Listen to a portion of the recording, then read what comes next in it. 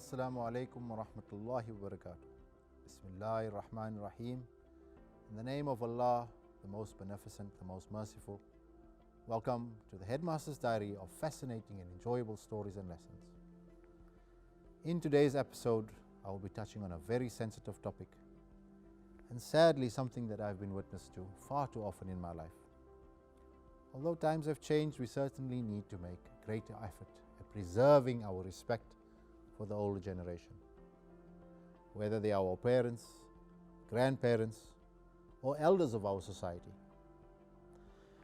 I have unfortunately found myself as a bystander to endless conversations and arguments where the younger person had been very disrespectful towards the older person. I am still searching for the reason as to why this has led to an end of such a great virtue, respect for elders. It is the influence of social media, maybe. The lack of guidance in a person's life, possibly. The absence of good character.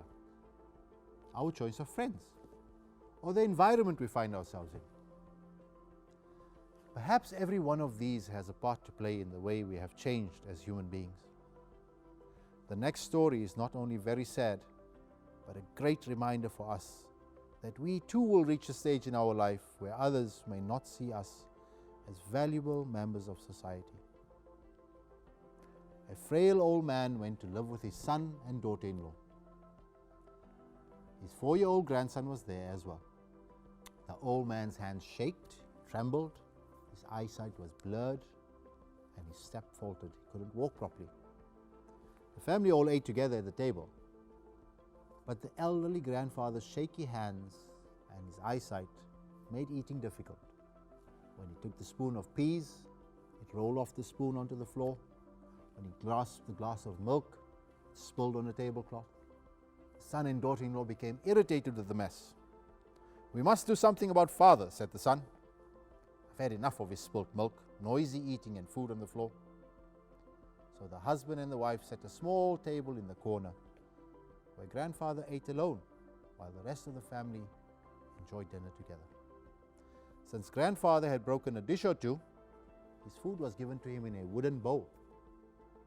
When the family glanced in grandfather's directions, sometimes he had a tear in his eye as he sat alone. Still, the only words that the couple had for him were sharp admonitions. When he dropped a fork or spilt food, the 4-year-old watched it all in silence. One evening before supper, the father noticed his son playing with wooden scraps on the floor. He asked the child sweetly, "What are you making?" And just as sweetly the boy responded, "Oh father, I'm making a little bowl for you and mama so that you can eat your food when I grow up." The 4-year-old smiled and went back to work.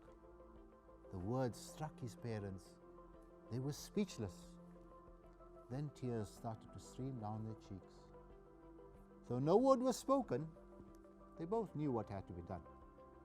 That evening, the husband took grandfather's hand, gently led him back to the family table. For the remainder of his day, he ate every meal with the family. And for some reason, neither the husband nor the wife seemed to care any longer when a fork was dropped, milk was spilt, or the tablecloth was soiled. This story made me realize a lot of what our children learn is what they see from our actions and speech. I once read a very thought-provoking quote which says, "A father once said to his son, 'Be careful where you walk,' to which his son replies, 'You be careful, for remember that I follow in your footsteps.'" So we arrived to the first step of fixing the problem. We as adults should ensure that we set the correct example for our children to follow. I always remind my students and my kids that we should be role models in our actions and speech. It is important that all adults in society behave appropriately so that the new generation can have an example to follow.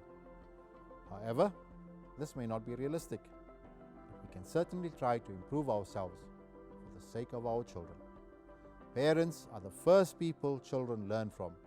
So it is our duty to teach our children the foundations of good character and to pray to Allah subhanahu wa ta'ala to guide them and protect them And inshallah, they will make the right decisions in their surroundings, and they will be responsible for the choices and actions as they grow older. Remember, you reap what you sow. Regardless of your relationship with your parents, you will miss them when they are gone from your life. So always respect, care, and love them. May Allah change our lives for the better. And may He continue to bless you and your family and grant us, the Muslim Ummah, Jannatul Firdaus. Ameen Ya Rabbil Alameen. Assalamu alaikum wa rahmatullahi wa barakatuh.